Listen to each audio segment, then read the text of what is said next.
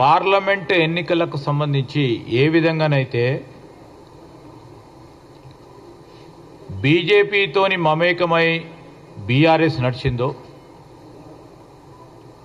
అదేవిధంగా ఈరోజు మరొక మారు తీవ్ర ప్రయత్నం చేసి కాంగ్రెస్ పార్టీ అభ్యర్థిని ఓడగొట్టాలని బీఆర్ఎస్ నాయకత్వం యావత్తు మొత్తం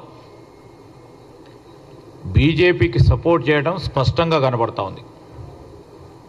మొదటగా బీఆర్ఎస్ పార్టీ వారి పార్టీకి సంబంధించిన అభ్యర్థిని నిలబెట్టలే. ఎందుకు నిలబెట్టలే?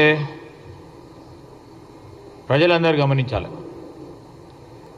మన రాష్ట్రంలోనే పట్టభద్రులకు సంబంధించి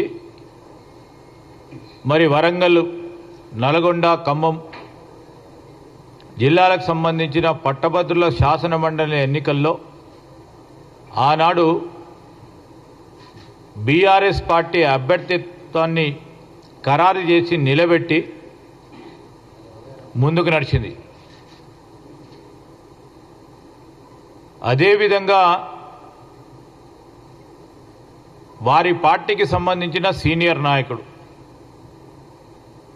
కరీంనగర్ ప్రాంతవాసి, మాజీ సివిల్ సప్లైస్ కార్పొరేషన్కు సంబంధించిన చైర్మన్, ఆనాడు మరి ఆ సర్దార్జీ గారు రవీందర్ సింగ్ గారు పార్టీ పరంగా ఉన్న సీనియర్ నాయకుడు.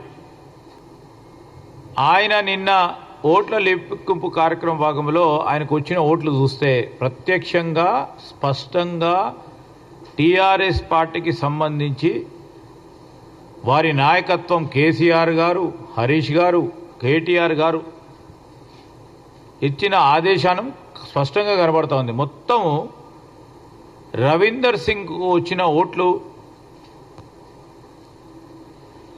మేమనుకుంటున్నాం ఆయనకు వచ్చిన ఓట్లు వ్యక్తిగతంగా వచ్చిన ఓట్లు మొత్తం పరోక్షంగా ఈరోజు రవీందర్ సింగ్ గారికి మొత్తం యావత్ పార్టీ టీఆర్ఎస్ పార్టీ బలపరిస్తే మీ శక్తి అంతేనా అని అడుగుతా ఉన్నాం.